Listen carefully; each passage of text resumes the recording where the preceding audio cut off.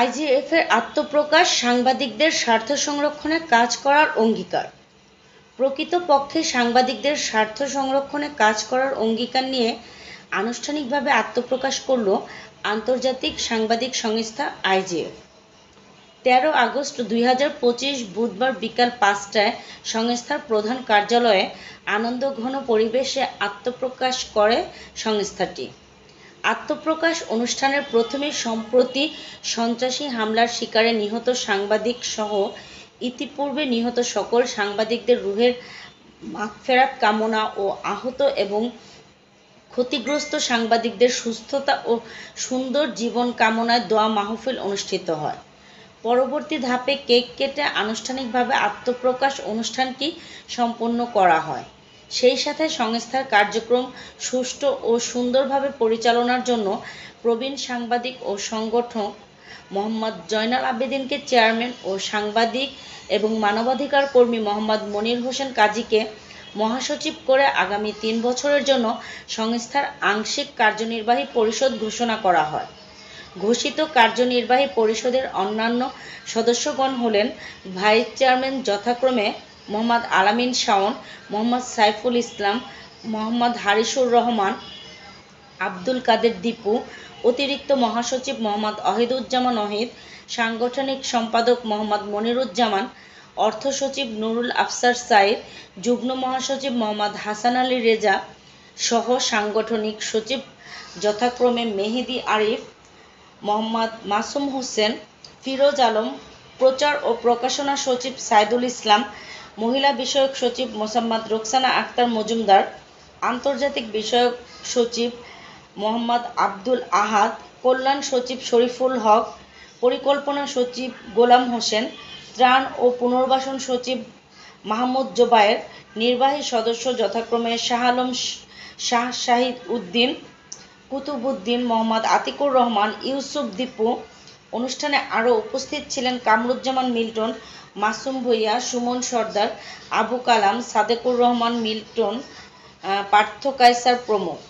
সভায় সংস্থার সাংগঠনিক কর্মকাণ্ড আরও শক্তিশালী করতে উপস্থিত সকলের মতামত গ্রহণ সহ খুব শীঘ্রই পূর্ণাঙ্গ কার্যনির্বাহী পরিষদ গঠন এবং সারা দেশ তথা আন্তর্জাতিক পর্যায়ে কমিটি গঠনের সিদ্ধান্ত গৃহীত হয়।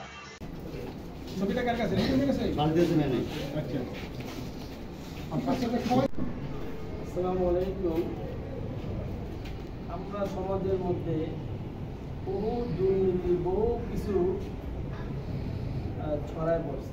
এখন এই সংস্কারে যদি একটা রূপরেখার মধ্যে নিয়ে আসতে পারি, মানে একটা ভালো জাতি যদি আমরা উপহার দিতে পারি, সবচেয়ে বেশি ভূমিকা সাংবাদিক।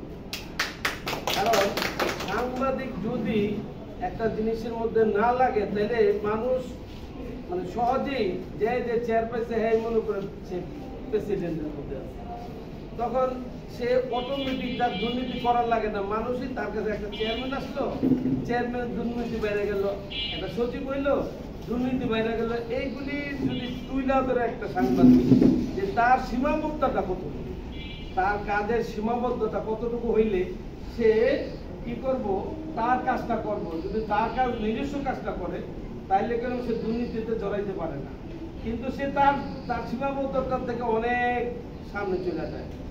আন্ডারগ্রাউন্ডে সে কিছু নিজের একটা জিনিস তৈরি করে, ওই থেকে দুর্নীতি হইতে হইতে মানুষ একটা ডিভাইডেশন তৈরি হয়ে যায়। আর এটাকে তুলে ধরার মধ্যে যে শক্তিটা একমাত্র সাংবাদিকরা। আর সাংবাদিক যদি শুধু নিজেই যদি খালি চেষ্টা করে মানুষের উপকার করে, তারও যদি কিছু, তারও তো জীবন মান নিয়ন্ত্রণে তার কিছু থাকতে হয়। আমরা পেলাম সাংবাদিক কোনো বেতন নাই, কিছু নাই, কাঠামোগত তার কিছু নেই। আমরা এমন একটা কাঠামো তৈরি করতে চাচ্ছি যে একটা সাংবাদিক যাতে সে যেরকম সে মানুষের কল্যাণের কাজ করবে, সে একটা স্বাবলম্বী সিস্টেম সে তৈরি করতে পারবে। এই জন্য দেশে বিদেশে যত ধরনের সিস্টেম আছে, আমরা ওই সিস্টেমে যত ধরনের চেষ্টা আছে, আমরা ওই চেষ্টা আমরা সম্মিলিতভাবে এমন একটা সিস্টেম তৈরি করবো যাতে মান নিয়ন্ত্রণ হয়, তাদের একটা যুগান্তকারী একটা মান নিয়ন্ত্রণ হয়। এখন পেলাম আমরা ইন্ডিভিজুয়াল কাজ করতেছি, এই জন্য সংস্থা। সবাই মিলে যদি আমরা একসাথে কাজ করি তাহলে আমাদের একটা শক্তি তৈরি হবে, আর এই শক্তি থেকে আমরা অনেক কিছু কাজ করতে পারবো। এই জন্য আমরা সাংবাদিকের পাশে থেকে যদি আমরা কিছু করতে পারি, নিজেরা ধন্য মনে করতে পারি। ইনশাআল্লাহ আমরা চেষ্টা করবো, আমরা এই কাজগুলি করবো ইনশাআল্লাহ।